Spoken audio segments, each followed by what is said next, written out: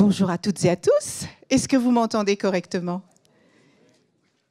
Alors, je vous souhaite la bienvenue dans l'une des tables rondes les plus extraordinaires de ces 2 jours de ProDurable. Vu la manière dont je le vends, ça a intérêt à rendre les promesses. Et je vais appeler les personnes qui vont partager avec vous leur expertise et leur savoir-faire. Vous savez, ça fait un peu plus de 20 ans que je suis dans le monde de la tech et bien souvent, j'entendais que les plus grands experts du numérique ou de l'intelligence artificielle se trouvaient soit aux États-Unis, soit en Chine. J'ai le bonheur de vous dire qu'aujourd'hui, là, tout de suite maintenant, vous allez voir les plus grands experts de l'IA, et je crois qu'à eux 3, ils totalisent quelque chose comme 100 ans d'expérience dans l'IA, et ils sont français. Applaudissez-les déjà pour les encourager. Et je vais appeler, je vais commencer par Gilles Babinet. Gilles, si tu veux bien nous rejoindre, sous vos applaudissements, bien sûr. C'est aussi pour maintenir la salle chaude. Hein. Je vais maintenant appeler Jean Gabriel, à mes côtés.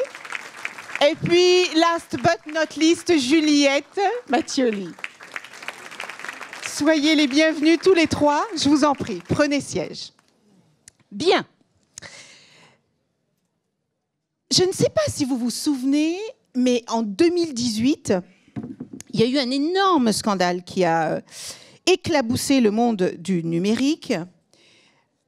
Pour ceux d'entre vous qui suivaient ces affaires de près, c'est, on va dire, les données personnelles de millions d'utilisateurs qui ont été utilisées à des fins politiques sans le consentement de ces utilisateurs.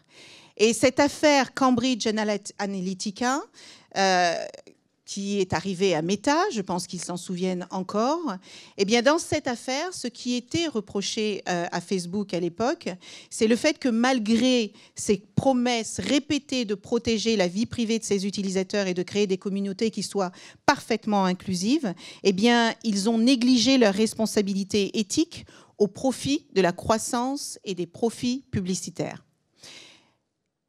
Il y a eu également des enquêtes qui ont révélé que Facebook avait connaissance de l'impact néfaste de ces algorithmes sur la santé des jeunes, mais qu'ils en ont publiquement minimisé les risques à des fins mercantiles. Et malgré tout, comme dans toute situation triste, il y a quand même des choses positives qui peuvent en sortir. Eh bien, l'aspect positif de cette controverse qui a gravement endommagé la réputation de Meta, c'est qu'elle a entraîné des appels à la régulation des grandes entreprises technologiques et à une meilleure gestion des données personnelles. Et c'est pour ça que cette table ronde fait sens aujourd'hui, parce que nous allons parler de la place de l'éthique dans l'IA générative. Parce que, qu'on le veuille ou non, ces technologies occupent aujourd'hui un espace colossal dans nos vies privées, dans nos vies professionnelles, et elles soulèvent évidemment des questions complexes sur la responsabilité, la transparence et les impacts sociaux, culturels et environnementaux. Et en tant que leader dans le domaine, eh bien, nous avons chacune et chacun la responsabilité de nous poser les bonnes questions pour pouvoir définir les règles du jeu de ces sujets, de ces outils qui fracassent nos vies de mille et une manières, mais aussi les valeurs qui doivent nous guider dans cette révolution technologique. Et aujourd'hui, nous allons explorer des thématiques qui sont absolument essentielles. Comment assurer une IA générative éthique, exempte de biais et respectueuse de nos vies privées? Comment est-ce que nous allons garantir que cette innovation soit inclusive et qu'elle puisse profiter à l'ensemble de la société sans laisser de côté les personnes les plus vulnérables? Et surtout, comment faire de l'éthique non pas une contrainte, mais un véritable moteur d'innovation? Parce que c'est justement en plaçant l'humain, la diversité et la durabilité au cœur de ces débats que nous pourrons construire un avenir où l'IA génère non seulement des profits, mais aussi des progrès en prenant en considération les dangers pour notre humanité. Alors, je vais commencer cette discussion avec Juliette Mattioli. Juliette, tu es considérée comme une référence en intelligence artificielle, non seulement au sein de Thales, chez qui tu travailles, mais aussi au niveau national, puisqu'en 2017, tu as été l'une des 5 représentantes de la France à la conférence des innovateurs du G7, et tu as largement contribué aux questions de l'IA, mais tu es aussi, je veux le dire parce que c'est important, membre de la mission France IA, et depuis 2019, tu es présidente du Hub Data Science and Artificial Intelligence du pôle de compétitivité systématique Paris Région. Et la première question que je voudrais te poser, Juliette, je ne vais pas te poser les questions que j'ai prévues pour Gilles, parce que sinon ce ne sera pas drôle. Évidemment, je ne la trouve pas. Je ne la trouve plus. Donc, est-ce que j'innove? Oui. La première question que je voudrais pour toi, Juliette, c'est de savoir, en fait, quel est, dans le développement des modèles d'IA générative qui nécessitent aujourd'hui des ressources énergétiques très importantes, comment tu fais pour concilier les exigences éthiques autour de l'empreinte carbone, par exemple, avec la croissance exponentielle de cette technologie? Et je voudrais bien, Gilles, que tu puisses rebondir là-dessus, puisque tu as écrit un livre sur ce sujet. On commence avec toi, Juliette. Alors, en ce qui concerne donc l'empreinte énergétique de l'IA en général et de l'IA générative en particulier, il faut savoir que comme toute technologie du numérique, c'est très consommateur. Et donc, il faut absolument travailler, et moi je vais avoir une approche très technologue, alors que d'autres autour de la table auront une approche différente. Donc, il faut absolument travailler sur des modèles beaucoup plus frugaux. Donc ça, c'est la première chose. Donc c'est plutôt en amont pour les chercheurs, c'est essayer de développer des méthodes et des outils qui sont beaucoup plus frugaux et qui consomment moins, je dirais, de données. Pour ça, ça veut dire des données plus pertinentes.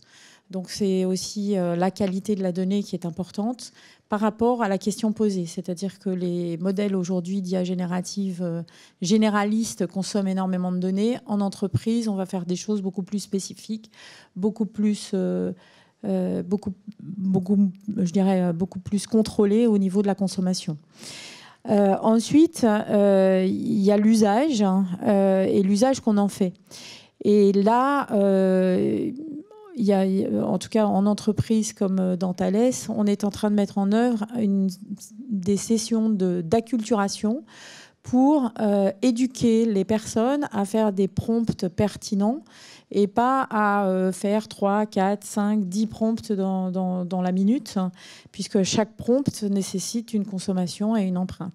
Alors, c'est à la fois comment faire un prompt, mais en même temps, on informe le coût du prompt. Et il faut savoir qu'aujourd'hui, les États-Unis sont en train de se poser la question de mettre des pénalités qui sont corrélées au coût de l'entraînement du système. Donc c'est un peu ce genre d'acculturation qu'on est en train de mettre en œuvre sur la consommation électrique. Alors il faut aussi sensibiliser le fait qu'il y a des problèmes sur la consommation électrique, donc l'empreinte carbone. Il y a des problèmes sur l'eau, puisqu'il faut aussi tout refroidir. Enfin, c'est pas anodin. Et quand je vois énormément de gens faire des prompts juste pour s'amuser, je me dis, oh là là, on est en train de creuser notre planète. Et ça, c'est un problème d'acculturation générale. Mais je pense que Gilles aura encore plus de choses pertinentes à dire que moi. Absolument. Et Gilles, avant que tu prennes la parole, bien que beaucoup de gens ici te connaissent, peut-être simplement rappeler que tu es un serial entrepreneur. Je crois même que tu as commencé à 17 ans, c'est ça? Non, 22. 22 bon, 17, 22, c'est pas si... Serial entrepreneur, coprésident du Conseil national du numérique, coprésident du Conseil, tu es membre du comité IA, dont d'ailleurs tu viens de remettre un rapport au président de la République. Tu as publié récemment un ouvrage intitulé Green AI, l'intelligence artificielle au service du climat. Et tu as cofondé ou fondé Urban Take Venture, un fonds de capital risque dans le domaine des infrastructures. Donc tu sais ce dont tu parles. Et ce livre sur le Green AI, d'abord pourquoi maintenant, et qu'est-ce qu'on en retient pour donner envie aux gens de le découvrir? Merci de faire la publicité de mon livre qui ne vaut que 22,90 €. Alors d'abord, c'est important de le dire, je suis vraiment d'accord avec ce que Juliette vient de dire. Il y a un vrai sujet sur les architectures. Peut-être une petite observation, vous avez de plus en plus dans vos derniers téléphones des petits modèles, des modèles qui tournent sur des mini GPU dans vos téléphones. Structurellement, votre téléphone ne peut pas consommer beaucoup plus que 4 watts. Parce que sinon, il se met à dissiper de l'énergie, c'est compliqué. Et en soi, c'est une bonne démonstration qu'on peut faire différent. On n'est pas obligé d'aller taper un énorme data center, consomme beaucoup. Il faut toujours produire les modèles, il y a toujours un certain nombre de dynamiques. Mais le sujet de l'architecture devient absolument central. Il faut qu'on réussisse, comme le dit Juliette, à introduire des incitations. Ça peut être un signal prix. Je suis assez favorable à la notion de signal prix, peut-être spécifique d'ailleurs au domaine de l'intelligence artificielle, pour que finalement il y ait une distinction des usages. Dans l'IA générative, il y a plein de choses qui sont magnifiques et qui peuvent notamment être interpolées avec les enjeux d'environnement, mais il y a aussi énormément de productions qui sont stupides et notamment qui consistent à faire des contenus certes amusants, mais ni épanouissants, ni vertueux, ni je ne sais quoi. Et donc, pour le moment, il y a un sentiment de repas gratuit. C'est-à-dire, tout le monde peut en faire, c'est fantastique. Ça permet de faire apparaître des nouveaux géants de type OpenAI et de renforcer des entreprises comme Microsoft. Il faut certainement qu'on arrive à infléchir ce cours-là, parce que, pour le moment, l'intelligence artificielle est l'un des facteurs qui dégrade le plus le climat. Je crois qu'il faut le dire comme ça. L'IAE, l'Agence internationale de l'énergie, vient de sortir un rapport. Aujourd'hui, les data centers, c'est à peu près 26-27% de la consommation, ou plutôt des externalités totales du numérique, c'est-à-dire fabrication des GPU et usage. Si on ne fait rien, en 2028, on est à alentours de 54. Donc on double, on fait plus que doubler là-dessus. C'est-à-dire qu'on va avoir le numérique comme principal facteur d'accroissement des émissions de CO2. C'est juste pas acceptable, et c'est évidemment tout à fait l'antithèse de ce que je développe dans ce livre, c'est-à-dire dans lequel je dis, finalement, il y a le Green AI, c'est-à-dire les enjeux d'externalités issues de l'intelligence artificielle qui sont un sujet. J'y consacre pas beaucoup de pages parce que c'est pas la thématique principale de mon livre. Ce que mon livre adresse, c'est le AI for Green, c'est-à-dire tous les enjeux pour lesquels l'intelligence artificielle va devenir un sujet déterminant de transition environnementale. Et avec une thèse centrale qui est de dire, en fait, l'environnement, c'est souvent très multifactoriel, très complexe, très séquentiel.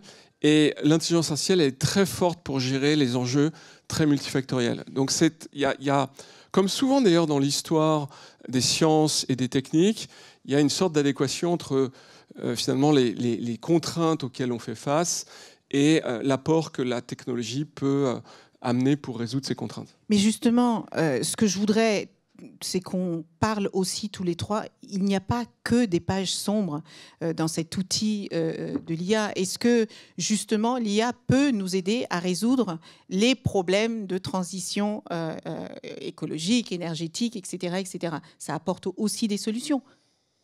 Oui, c'est ça qui est incroyable. Alors j'ai travaillé 2 ans sur ce livre.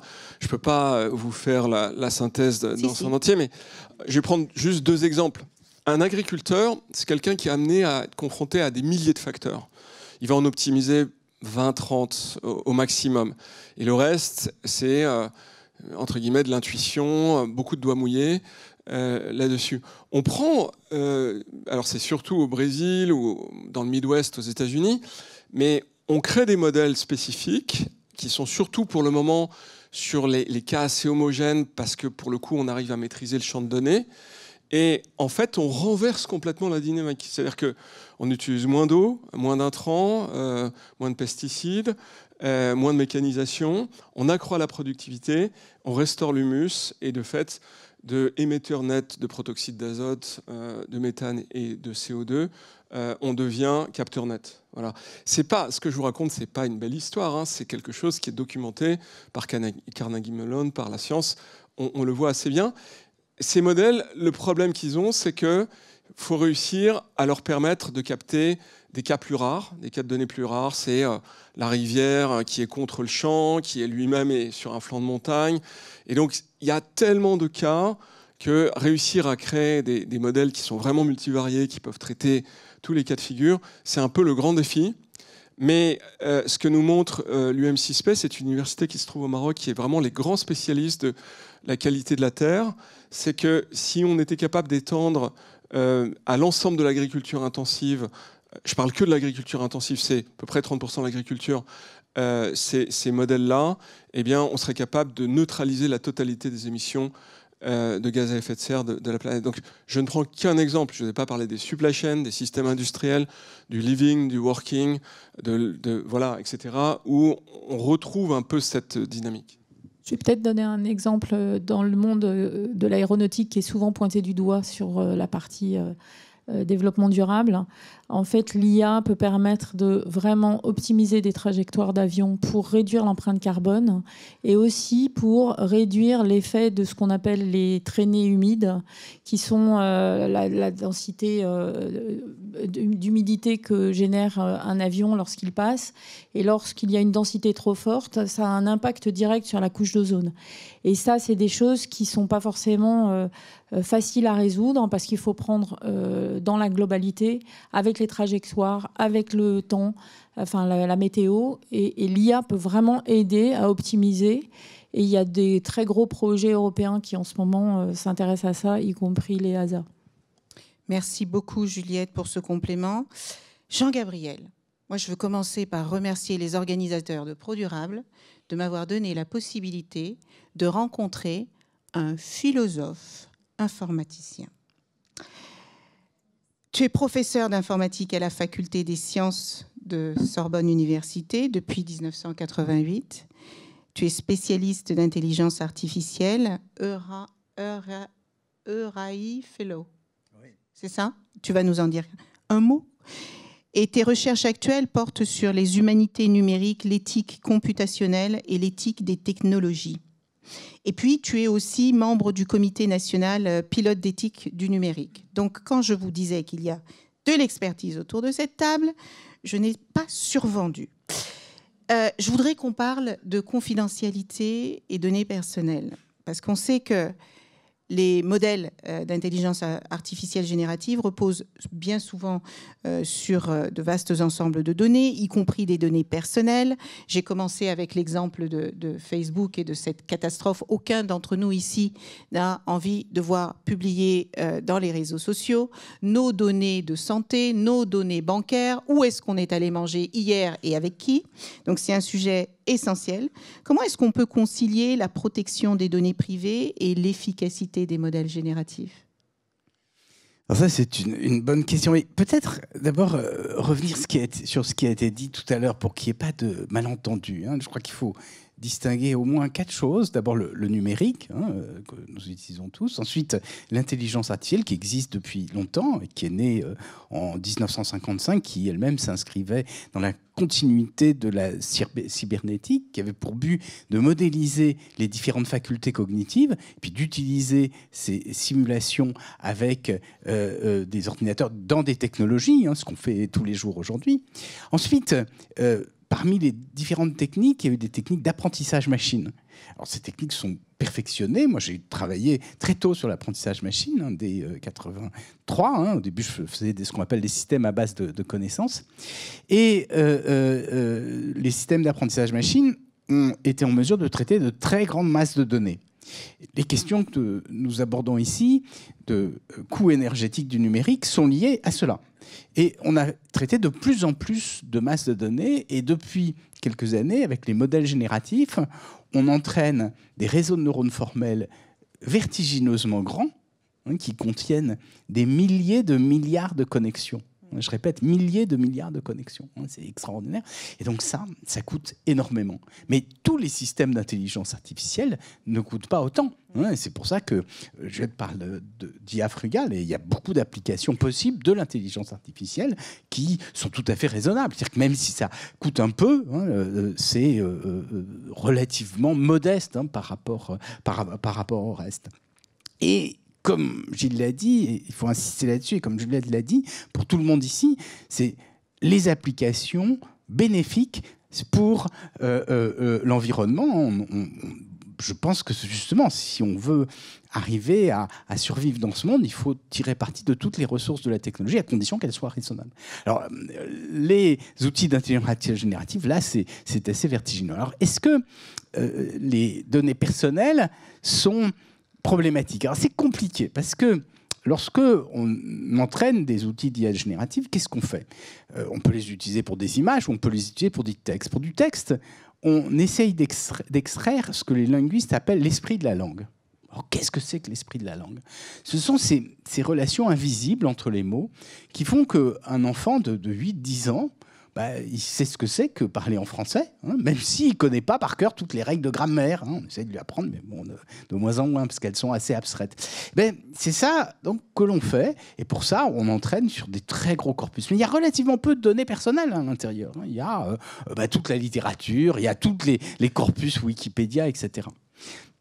La question des données personnelles, elle se pose pour d'autres applications. Puis il y a d'autres dangers, d'autres techniques d'intelligence artificielle. Par exemple, puisque vous avez cité le comité pilote d'éthique du numérique, dans ce cadre-là, on a fait un rapport sur l'utilisation des techniques de reconnaissance faciale, comportementale et posturale. Et là, effectivement, avec les techniques contemporaines, on est capable d'identifier des personnes dans la rue, c'est-à-dire de savoir, vous avez été avec monsieur un tel, vous avez pris un café à tel endroit. Bon, a priori, ça ne pose pas de problème, mais on ne sait jamais. Hein. Alors là, ce serait vraiment extrêmement, extrêmement embêtant. Et puis, il y a une deuxième question, parce que ces outils d'intelligence artificielle, et en particulier d'intelligence artificielle générative, sont de plus en plus largement utilisés. Ils permettent d'abord de rédiger, de poser des questions, etc., mais aussi de générer des fausses informations. Alors ça peut être des fausses informations textuelles, mais ça peut être aussi des fausses images. Et non seulement des images comme des caricatures, mais ça peut être des simulation de photographie ou de c'est vidéo. terrible parce que ça arrive déjà. On le voit aux États-Unis, on le par voit exemple. aux États-Unis, bien sûr. Ah oui.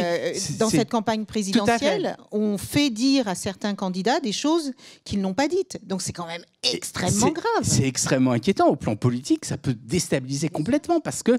Et alors, le pire...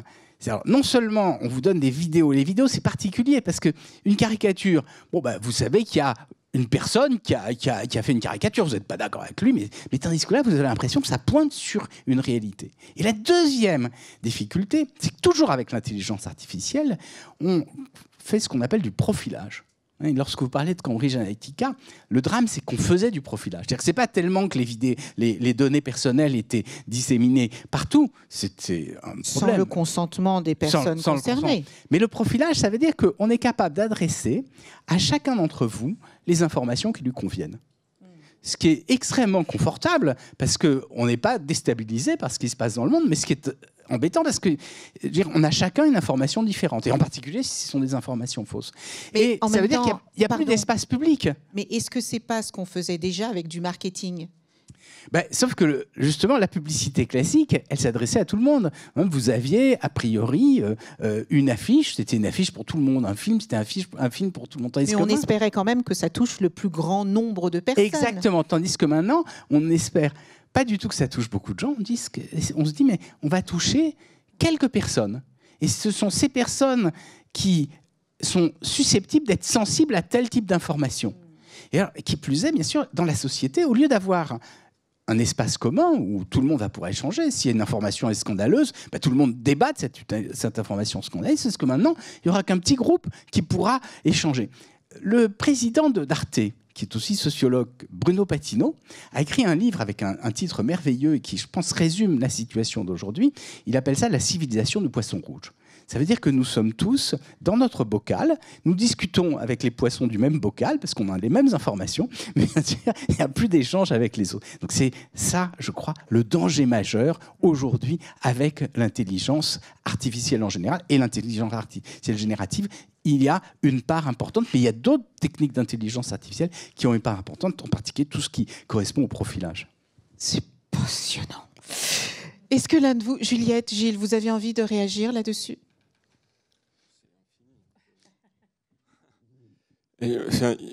Donc évidemment, Jean-Gabriel a très bien dressé ce tableau. Je pense que il me semble qu'il y a une dynamique nouvelle qui est en train de s'inscrire et qui se situe dans un temps assez long. Pendant 20 ou 30 ans, en gros, le progrès venait de la Silicon Valley et les gens de la Silicon Valley allaient voir les régulateurs en leur disant « On est le futur, vous êtes le passé, donc surtout ne régulez pas ». Et ça a très bien fonctionné, remarquablement. On est dans un nouveau cycle depuis probablement quelques années. Des affaires comme Cambridge Analytica renforcent complètement la volonté du régulateur de faire apparaître des dynamiques nouvelles. Donc en Europe, on a eu le RGPD. RGPD qui découlait surtout d'une volonté d'avoir un cadre unique à l'échelle de l'Union européenne. Auparavant, il y avait des CNIL nationales avec des règles qui étaient très différentes d'un pays à l'autre.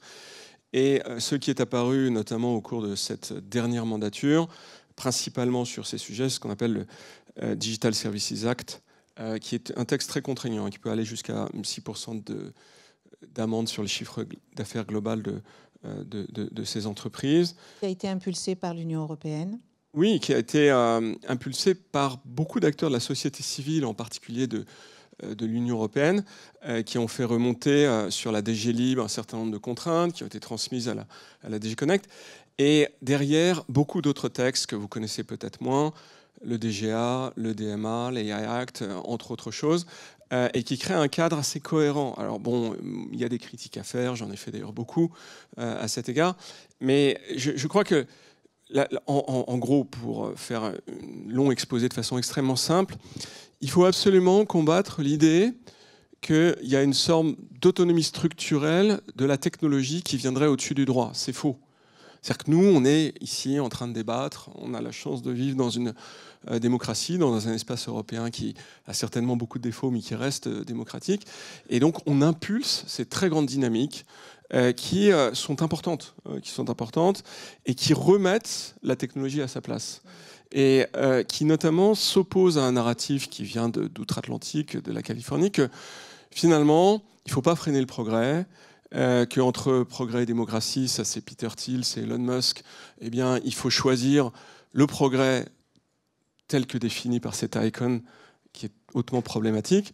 Voilà, donc je crois qu'évidemment, il y a des sujets d'inquiétude, mais il y a aussi des facteurs de satisfaction.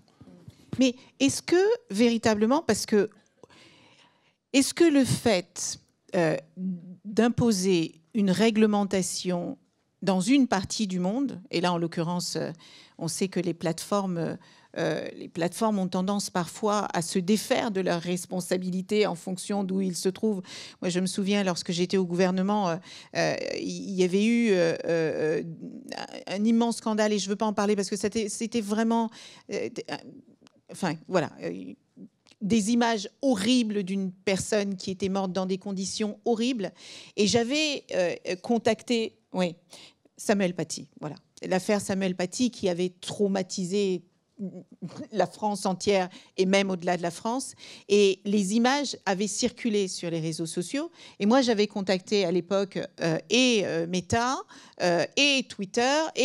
Et c'était horrible, cette manière de se défaire de la responsabilité en disant « Ah oui, non, mais moi, c'est pas ici, c'est aux États-Unis qu'on décide de tout ça. » C'est quand même, en termes de responsabilisation, c'est préoccupant. Est-ce que, Jean-Gabriel ? Oui, non, mais vous avez tout à fait raison. Il faut absolument, d'un côté, défendre la liberté d'expression, on est tous d'accord. Les médias sociaux sont de nouveaux médias. Les journaux étaient astreints à un certain nombre de contraintes. C'est-à-dire que le propriétaire du journal, si il y avait des diffamations, s'il y avait des incitations à la violence, si on ne pouvait pas faire l'apologie du terrorisme, il était passible de peine de prison. Or, les médias sociaux se sont trouvés dans une espèce de vide, puisqu'ils étaient à la fois des médias privés, du point à point, comme le téléphone, et puis des médias publics. Mais la législation était celle des médias privés. Et donc, a priori, il n'y avait aucun problème. Donc on a essayé d'établir une législation là-dessus. On a essayé de le faire en France avec la loi Avia. Ça a été difficile parce que le Conseil constitutionnel a retoqué, ce qui est vraiment dommage, parce que la loi était vraiment... je l'ai regardée, elle était intéressante, même s'il y a des précautions à prendre pour ne pas enfreindre la liberté d'expression, mais ça posait problème.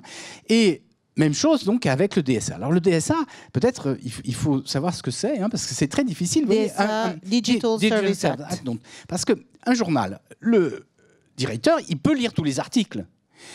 Twitter, il y a 500 millions de tweets par jour. Donc vous ne pouvez pas les vérifier.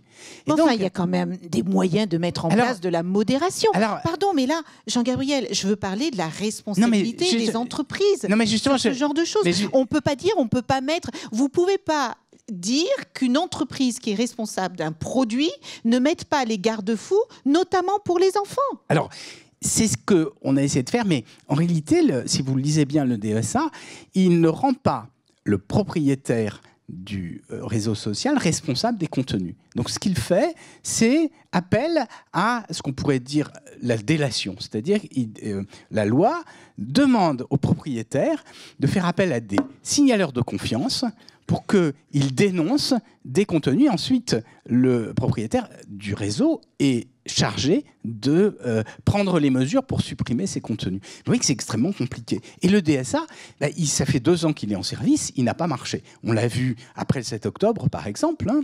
On l'a vu avec Telegram. Hein, il n'a pas marché. Alors, ce qui est très intéressant, c'est que justement, les législations françaises s'en sont chargées, hein, et que l'arrestation de Pavel Durov, par exemple, a joué son rôle, puisque Pavel Durov maintenant a accepté de prendre un certain nombre de mesures.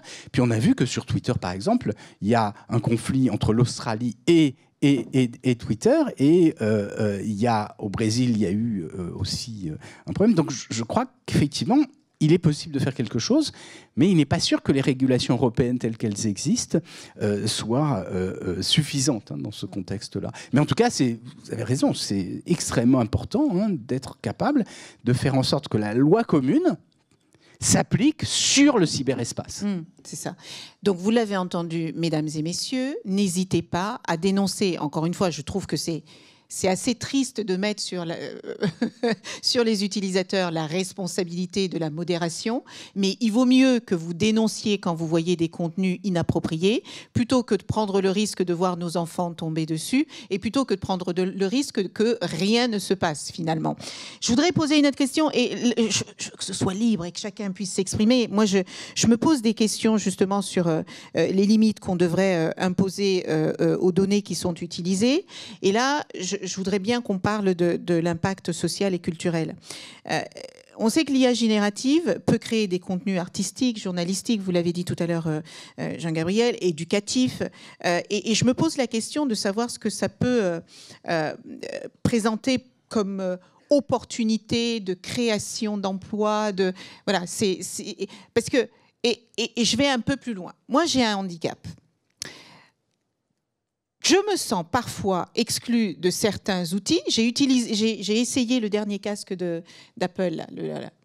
Et le pauvre garçon qui me faisait essayer ce casque était terrifié parce qu'il n'osait pas me dire la raison pour laquelle vous ne pouvez pas utiliser ce casque, c'est parce que vous avez un œil qui ne fonctionne pas bien. Et je trouve ça incroyable que l'on parle d'intelligence artificielle, qu'on travaille dessus depuis 50 ans, qu'on parle d'intelligence artificielle si on exclut une partie de la société de l'utilisation de ces outils. Est-ce que l'un de vous veut rebondir là-dessus ?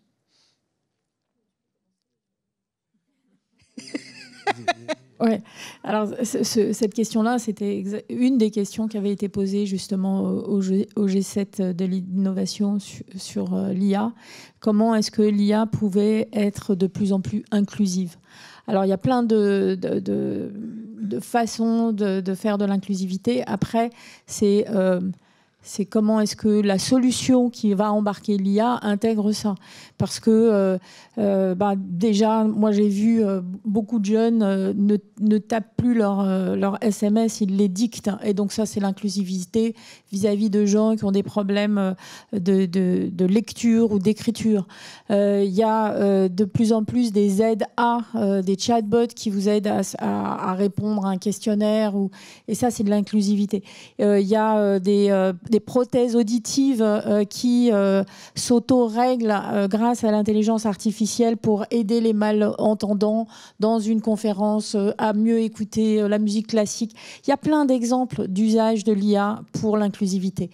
Alors on en fait peu la promotion parce qu'en général on souligne plutôt ce qui ne marche pas dans l'IA, et là je vais singer mon fils qui fait de l'IA qui m'a dit maman quand ça marche on n'appelle plus ça IA, hein, on oublie que c'est de l'IA et on l'utilise au quotidien.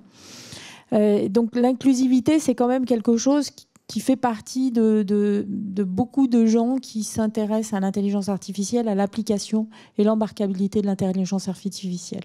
Pour la santé, pour les personnes handicapées, pour aider à l'illettrisme, pour faire des cours à façon. Alors on parlait tout à l'heure de la publicité à façon, mais le côté positif, c'est que du coup, on peut faire aussi des cours à façon pour entraîner les personnes.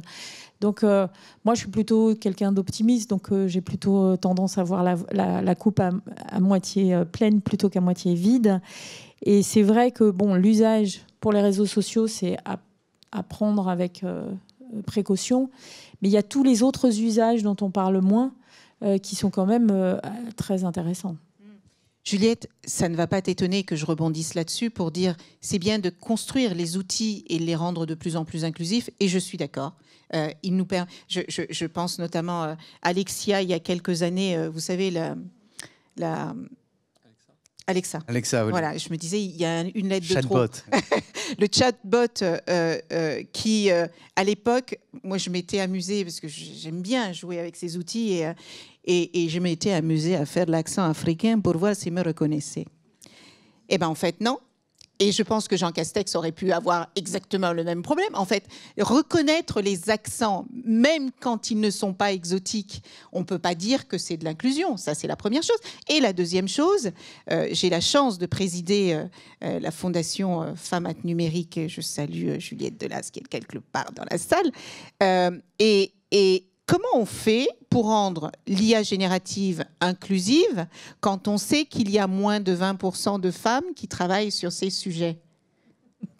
Déjà, on essaye d'en revenir davantage. Et on essaye de montrer aux femmes que le numérique, ce n'est pas quelque chose d'incompatible et qu'au contraire, tout le monde a sa place. Donc ça, c'est la première chose. C'est vrai que... Est-ce que toi, tu as été considérée comme légitime sur le sujet? Ça fait plus de 20 ans que tu travailles là-dessus. Même plus de 30 ans. Non, mais tu es tellement jeune. Est-ce que quand tu es tombée là-dedans, est-ce que on t'a dit, mais qu'est-ce que tu fais là? J'ai jamais eu ce problème-là. Et force est de constater que les gens de ma génération n'ont pas eu ce problème-là. Surtout que moi, je venais des mathématiques, donc c'était une espèce de continuité. Oui, mais ne laisse pas croire qu'il faut être bon en mathématiques pour aller vers l'IA. Non, mais parce qu'on peut être très bon en linguistique et être très utile aussi.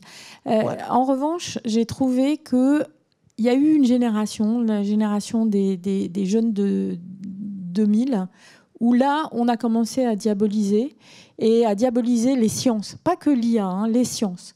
Et c'est dommage parce que moi... À mon époque, c'était pas le cas, quoi. On était femmes, hommes. Du moment qu'on avait une tête bien faite, c'était suffisant à l'époque. Mais que c'est donc-il passé? Ajouter que à l'époque, moi j'ai commencé à faire de l'informatique. Moi j'ai une formation d'ingénieur et de philosophe. Mais à l'époque, quand je suis allé en informatique, il y avait beaucoup plus de femmes en informatique qu'en physique, hein, et beaucoup plus que maintenant. Mais qu'est-ce qui s'est passé alors?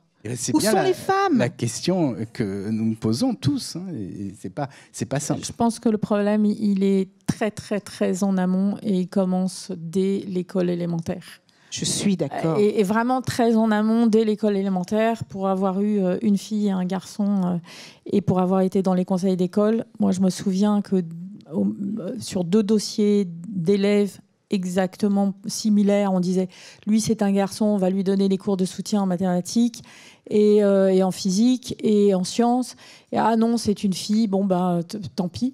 Et je m'étais révoltée et j'avais dit mais c'est pas à moi que vous devez dire ça, mais c'est quelque chose de culturel et qui est arrivé et qu'il faut combattre, mais tout petit. Mais c'est compliqué, Juliette, parce que, tu vois, mon fils était à Louis-le-Grand. Donc là, bon, ils étaient tous très, très bons en maths. Mais les filles de sa classe, qui étaient hyper bonnes, eh ben, elles ne rentraient pas en prépa scientifique. Hein, elles allaient en médecine, elles allaient en prépa de commerce ou prépa littéraire. Donc, tu vois, c'est vraiment culturel et c'est un travail de fond. Et ce qui est inquiétant, c'est qu'effectivement, il y a eu une forme de régression. C'est ça qui fait que... L'éthique, justement, hein, c'est de regarder le monde tel qu'il est. Hein, pas de se bercer d'illusions en se disant « Ah, bah, demain, ce sera mieux qu'aujourd'hui ». Non, c'est pas vrai. Il faut faire quelque chose, mais on ne sait pas comment faire. Et moi, je rejoins totalement Juliette sur le fait que tout commence dès l'école. Comme on fait chez Femmes Maths Numériques, on fait beaucoup de benchmarking pour essayer de comprendre pourquoi des pays moins avancés ou moins développés que le nôtre ont davantage de filles qui se dirigent vers les sciences. Et nous, on travaille énormément avec l'éducation nationale pour dire que si, dès le CP, on apprend aux petites filles à créer des robots, eh bien, ni les petites filles, ni les petits garçons, quand ils auront 10 ou 15 ou 20 ans, ne se poseront la question de savoir qui est capable de faire quoi. Après, je vais modérer quand même ça, puisque y a quand même pas mal de filles en terminale scientifique, mais souvent, celles qui vont et qui continuent dans les sciences vont plutôt dans les sciences de la santé. Exactement, c'est ça que je disais. Ou de l'éducation. Elles vont en médecine, ouais, souvent, ouais. Ou de la biologie. Donc, on continue avec les biais genrés. Alors, permettez-moi de revenir sur la question, parce qu'elle elle interroge beaucoup. On dit que l'intelligence artificielle va faire disparaître un certain nombre de métiers, mais on parle plus rarement des métiers qu'elle va permettre de créer. Est-ce que l'un de vous trois veut nous parler de ce sujet, puisqu'on était parti, justement, la question initiale, même si j'ai digressé, c'était de savoir finalement qu'est-ce que cette intelligence artificielle va créer comme nouvel emploi, quelles opportunités pour l'avenir, et pour les femmes et les hommes qui sont dans cette pièce et qui ont envie de contribuer à rendre cette IA plus éthique, quels sont les métiers qui peuvent rendre l'IA plus éthique? Alors, première chose, il faut bien comprendre que l'intelligence artificielle, comme les automatismes, automatise des tâches, mais qu'un métier, en général, c'est plusieurs tâches. Alors, il y a des métiers qui sont transformés parce que certaines activités vont faire appel à ces outils, mais à ce moment, bien sûr, il faut apprendre, et c'est pour ça qu'il faut former les personnes. Donc, il y a une mutation des métiers. Et puis, il y a des métiers alors, la mutation est telle que c'est inquiétant. Par exemple, la traduction. Il y a 15 jours, je suis allé à la fête d'une assemblée de traducteurs et d'interprètes qui sont fort inquiets. Parce que aujourd'hui, lorsqu'on veut traduire, alors pas de la littérature, mais lorsqu'on veut traduire un mode d'emploi, on fait appel à un outil automatique. J'étais en Chine à la fin du mois d'août, et il y avait une conférence sur l'intelligence artificielle, et là, les textes étaient traduits automatiquement de chinois en anglais, d'anglais en chinois, et donc on voyait le prompteur sur lequel il y avait le texte. Donc il y avait plus d'interprète.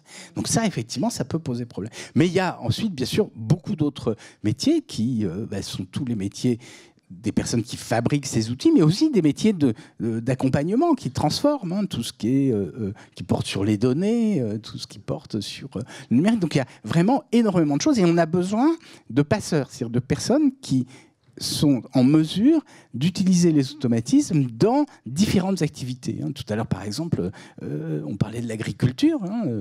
Moi, j'ai eu des liens avec un consortium qui s'occupait de la numérisation des données de l'alimentation. C'est extrêmement important parce que vous allez avoir aujourd'hui, sur votre téléphone portable, la capacité de savoir exactement quel est le contenu exact de ce que vous allez acheter, voir si c'est compatible avec vos problèmes de santé, avec votre régime, etc.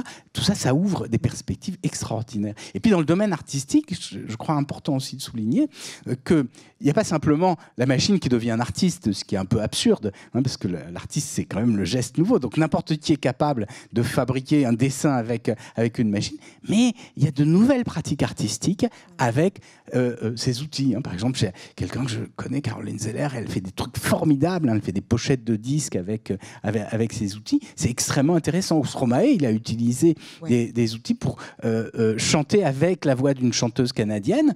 Ça, c'est extraordinaire. Donc, il y a toutes ces perspectives qui s'ouvrent à nous aujourd'hui. C'est passionnant, vraiment. Est-ce que j'ai envie de prendre... Personne ne m'a donné le droit, mais je le prends. Est-ce qu'il y a des questions dans la salle que vous aimeriez poser à nos experts ? Venez à moi, monsieur. Je viens à vous.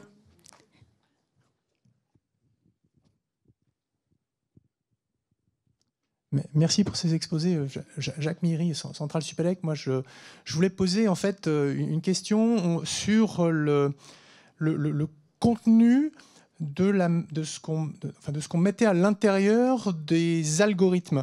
On a parlé tout à l'heure du comment et des problématiques d'énergie. On a parlé de la nature des services, lorsque Gilles Babinet a expliqué que l'IA pouvait apporter beaucoup de choses justement à des services qui pouvaient aider à la durabilité. Moi, je voulais parler du côté, on va dire, pervasif, pervasive, je ne sais pas comment on le traduit en fait en français, du digital, et du fait que finalement, on a aujourd'hui peu de contrôle, si je puis dire, ou de connaissance de l'origine des algorithmes qui vont se répandre de manière virale dans des systèmes d'information et induire en fait des comportements chez des millions, voire des milliards d'utilisateurs.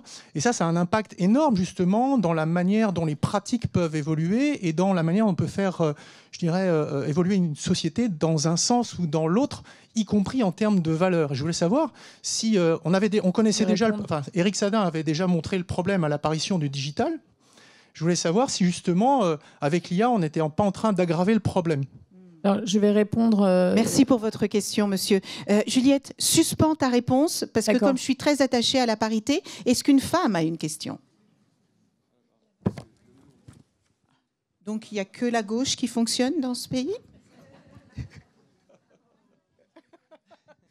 Bonjour, Anne Cabotin chez Kinetic Consulting. Moi, je m'intéresse à la RSE, et du coup, je serais intéressée dans la foulée de l'exemple partagé par... Madame Mathioli, est-ce que vous avez d'autres exemples comment l'IA pourrait contribuer à améliorer l'empreinte carbone? Je croyais que tu avais déjà répondu à ça, mais peut-être que ça veut dire qu'il faut pousser un peu sur ce sujet, Juliette. D'autres questions? Alors, allez-y. Alors, sur la partie du contenu, je vais répondre et je laisserai ensuite Jean-Gabriel compléter. Avec la nouvelle réglementation de l'AI Act, on se doit de donner des garanties. Alors, l'AI Act, le principe, c'est vous avez des garanties en fonction du niveau de risque induit. Donc, il y a des choses qui sont complètement interdites. On a parlé du social profiling et ce genre de choses. Mais il y a des choses qui sont à risque. Alors, risque, voulons dire risque sur les personnes, risque sur l'environnement, risque sur la société, à haut risque, et pour lequel on doit garantir une certaine robustesse et une certaine explicabilité, une certaine traçabilité, en particulier des données et de toute l'algorithmique derrière. Il faut savoir que l'IA générative n'est pas considérée à haut risque. Alors moi, je mets toujours un bémol en disant ça dépend comment on l'utilise. Typiquement, l'IA générative, comme son nom l'indique, c'est pour générer du contenu. Quand on va générer du code avec de l'IA générative, qu'on va mettre ce code dans un avion, je suis désolée, il y a un risque. Moi, je ne prends pas un avion si celui-ci n'a pas été certifié. Et donc, c'est là où il va falloir garantir des propriétés de confiance, des propriétés qui sont liées au domaine d'emploi et surtout se focaliser sur la qualité des données à l'entrée, donc les caractériser aussi les propriétés qu'on veut maintenir. Est-ce que c'est de la sûreté? Est-ce que c'est de la cybersécurité? Est-ce que c'est de la maintenabilité? Est-ce que c'est de l'explicabilité? Est-ce que c'est... Enfin, peu importe. Et il va falloir monitorer ça tout au long du cycle de vie. Ce qui nécessite des nouvelles pratiques. Et là, on va rebondir sur la question d'avant. Donc, des nouvelles pratiques d'ingénierie, donc des nouvelles façons d'être ingénieur. Des nouvelles pratiques aussi de qualification du système ou de la solution. Il va y avoir aussi des gens qui vont labelliser ça, qui vont le certifier, donc des nouvelles personnes.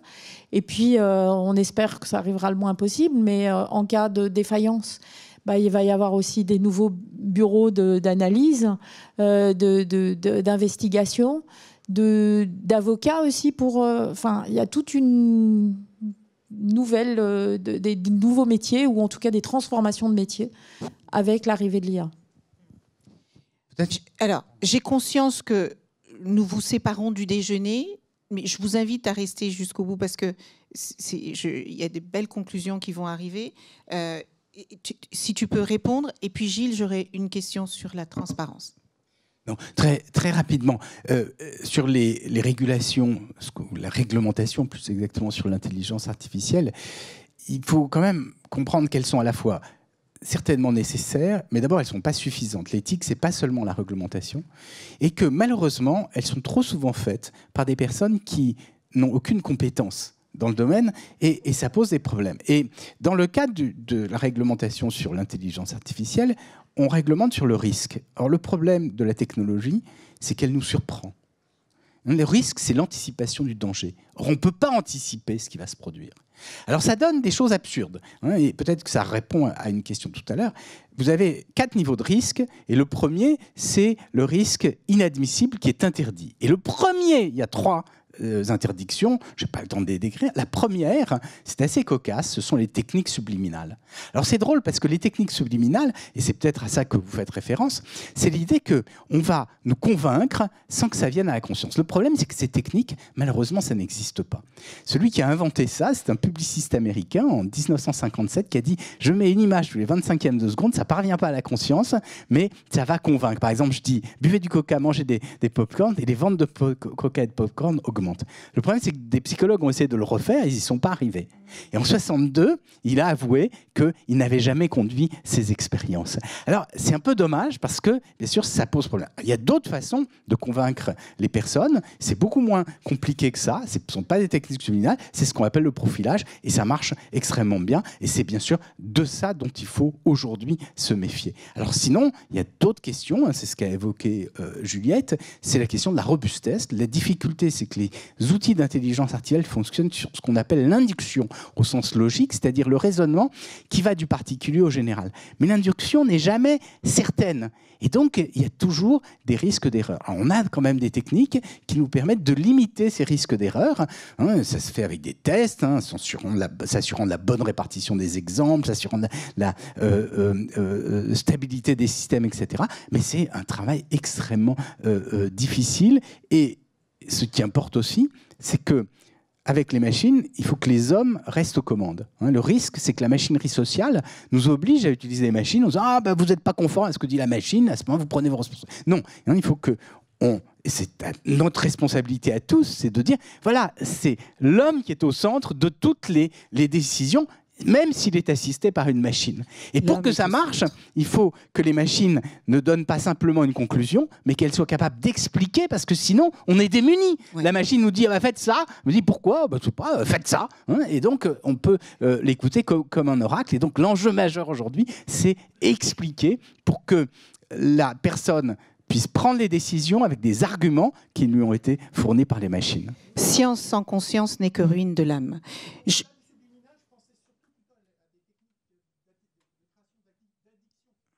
Tout à fait. Alors là, vous avez tout à fait raison. Et alors c'est pour ça, d'ailleurs, je reviens sur la réglementation, parce que je n'ai pas eu le temps de le dire. Vous avez 4 niveaux de risque. Ces techniques donc, subliminales, c'est interdit. Et puis, vous avez les risques donc, moyens, enfin, les risques élevés, avec une réglementation insupportable, les risques faibles, avec... non, les risques moyens, avec juste une transparence, et les risques faibles. Et il y a 2 exemples de risques faibles. Moi, j'ai été soufflé.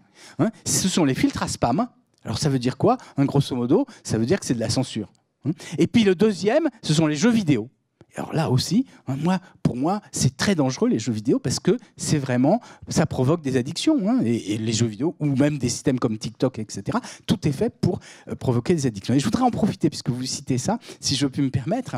1 minute, Jean-Gabriel. Alors, très rapidement, on a signé une tribune qui me semblait vraiment importante pour ah oui, elle est superbe, voilà, cette tribune. Exiger que vous les pouvez élèves... dire où on peut la trouver? C'était dans le Monde, je crois. C'était dans le Monde il y a quelques jours. Exiger qu'il y ait un droit à la déconnexion des élèves. Pourquoi? Parce que le risque, c'est que l'éducation nationale fasse passer toutes les informations sur les réseaux, que les élèves soient censés, à n'importe quelle heure du jour et de la nuit, même chez eux, consulter leur numérique. Et je crois que justement, et surtout dans une conférence comme celle-là, il faut qu'il y ait des moments de suspension, qu'on puisse, et que les élèves chez eux ne soient pas censés regarder leur écran d'ordinateur. Et donc, où est-ce qu'on peut trouver cette tribune? www quoi?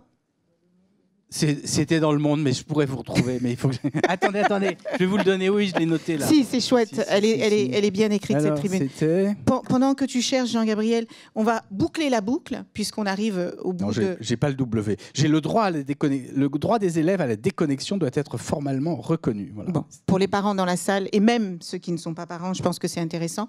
Pour boucler la boucle, Gilles, je voudrais qu'on revienne, parce que cette question-là, elle est dans tous nos esprits.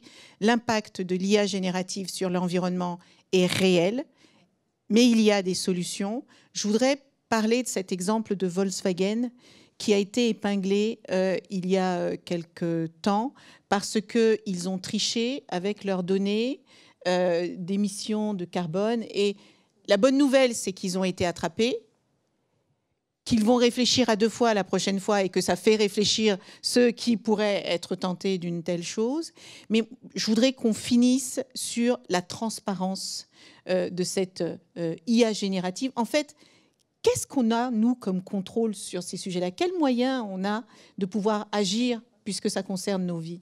Oui, ça nous ramène au point qu'on a évoqué. Je pense que je voudrais répondre aussi à Jean-Gabriel sur le DSA. C'est-à-dire que on ne peut pas dire que le DSA n'a pas fonctionné. D'abord parce que le DSA est en cours d'implémentation. L'Oversight Board, qui est l'organisme de gouvernance du DSA, n'est pas encore constitué. Il est en cours de constitution. Et donc c'est long. Et je pense que le régulateur a notamment beaucoup à l'esprit le fait de faire quelque chose qui soit extrêmement principiel, extrêmement structurant. Donc c'est très difficile, et notamment ça a été vrai pour l'AI Act, lorsque vous êtes face à des nouvelles techniques, d'attraper tous les cas possibles et donc vous essayez d'être principiel. L'AI Act, il a des défauts et ils sont dénoncés. Moi, je fais partie de ceux qui ont notamment critiqué certains aspects de ce texte, mais je pense qu'il rejoint quand même la philosophie du DSA, du DMA, du DGA, où on essaye quand même d'avoir un texte qui est assez principiel et qui peut être adapté en dessous, notamment par un Oversight Board, encore une fois, qui est en cours d'adaptation. Donc, moi, je pense que c'est un bon texte, le DSA, et d'ailleurs, les Américains l'observent de près, probablement pour l'adapter au niveau des États américains dans un premier temps, et puis par la suite, sans doute, dans le cadre d'une loi fédérale. Mais on aimerait bien qu'il y ait 2 États américains qui testent ça, entre guillemets, dans un premier temps. Donc, je crois que ce que je disais tout à l'heure sur le fait que, en fait, c'est régulable, même si c'est compliqué, il faut voir que les technologies systémiques, c'est systématiquement des problèmes de très grande échelle. Vous introduisez la voiture, l'automobile en Europe il y a un siècle. Bon, il y a eu tout un tas de régulations, pas forcément des plus appropriées au départ, mais on a trouvé un contexte d'usage qui fonctionnait à moyen terme. Les problématiques de captation, d'attention, problématiques qui sont connues. Il y a un chercheur qui s'appelle J.B. Fogg, un chercheur de Stanford qui a travaillé sur les enjeux de captologie, qui ont été très largement transposés dans les plateformes de type réseaux sociaux, qui sont visés par le DSA d'ailleurs assez bien. Et donc on voit bien la façon dont on va utiliser l'intelligence artificielle. C'est pas nouveau d'ailleurs pour faire ça. Tout à l'heure tu as évoqué cette histoire de Cambridge Analytica. C'est intéressant d'expliquer ce qui s'est passé. En fait, qu'est-ce qu'on a fait?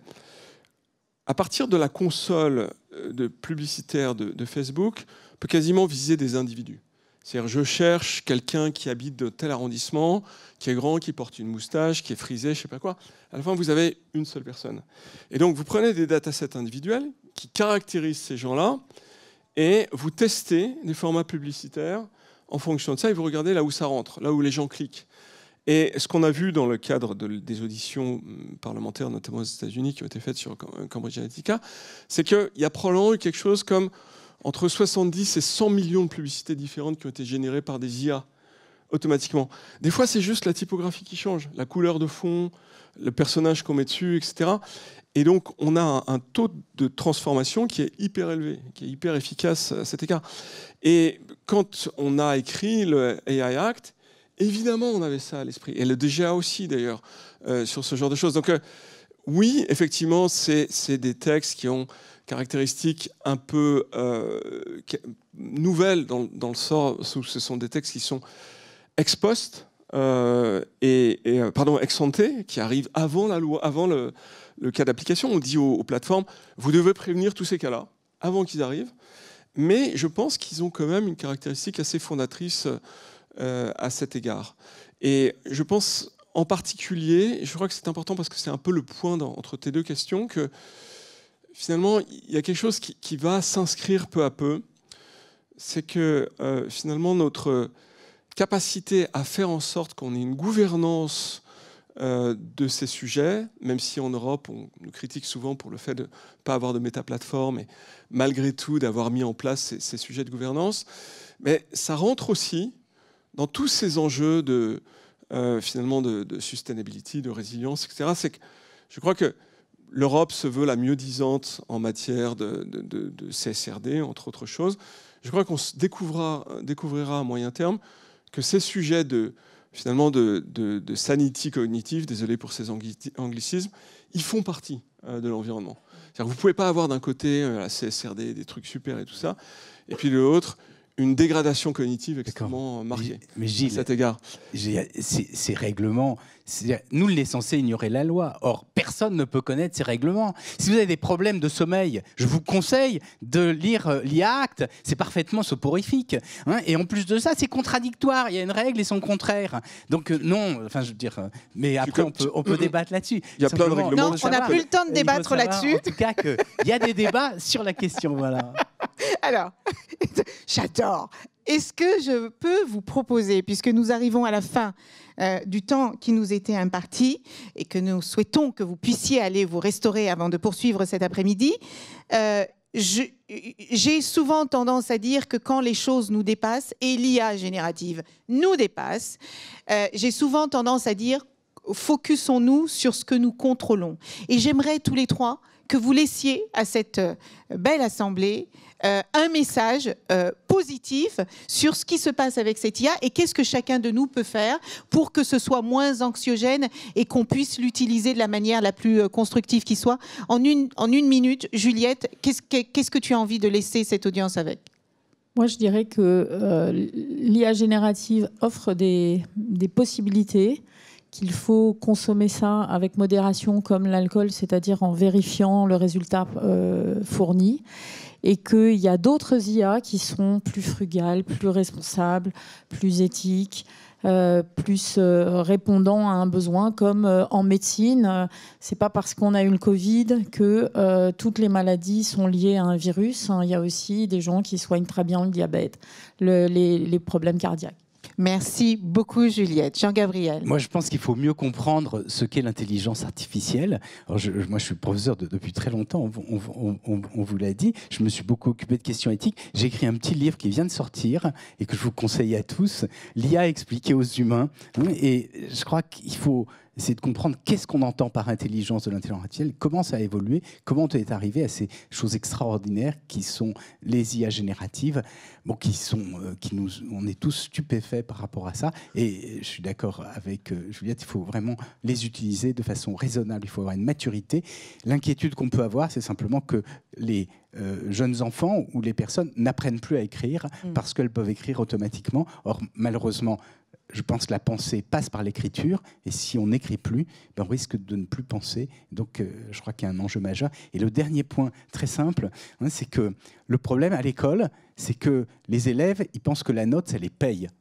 Et il faudrait défendre les mauvaises notes, parce qu'une mauvaise note, ça veut dire qu'on a essayé et que c'est un effort qu'on a fait. Le problème, c'est qu'avec Parcoursup, on comptabilise les notes, et donc, je vais dire quelque chose d'un peu iconoclaste, je dis il faudrait remettre le baccalauréat pour que l'entrée dans l'enseignement supérieur soit liée à un examen et pas au contrôle continu qui, à mon sens, aujourd'hui devient très pernicieux.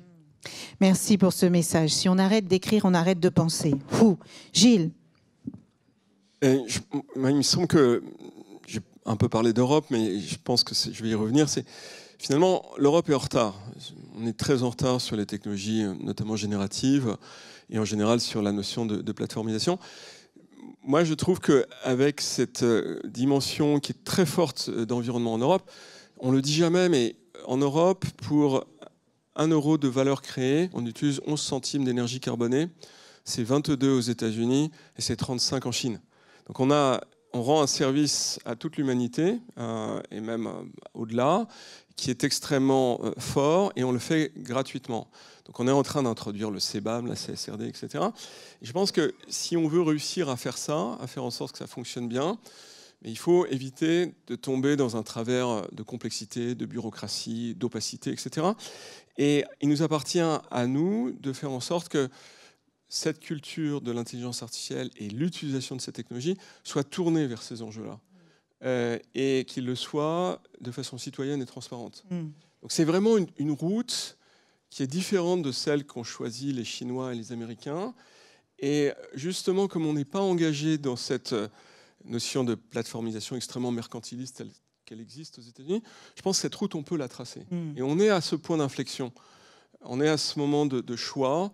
Et finalement, vous, ici, vous êtes probablement plus que beaucoup de gens capables d'induire cette transformation. Je finirai par cette citation de quelqu'un qui est polémique, qui est Pancho Villa, qui disait « Donnez-moi 100 personnes décidées et je fais une révolution ». Donc je pense que c'est assez approprié. Elle est superbe. En gros, en conclusion, si je devais résumer tout ce que nous avons abordé lors de cette table ronde, d'abord j'aimerais vous remercier très chaleureusement pour tous ces partages de connaissances, d'expériences et d'expertise que vous avez. Je pense que ce que cette discussion nous a montré aujourd'hui, c'est que l'éthique ne doit évidemment pas être perçue comme un obstacle à l'innovation, à la créativité, mais surtout comme un levier extrêmement puissant pour faire une IA générative qui soit beaucoup plus juste et beaucoup plus inclusive. Évidemment, les questions de transparence, de responsabilité, de réduction des biais ne sont pas des objectifs abstraits dans ce voyage.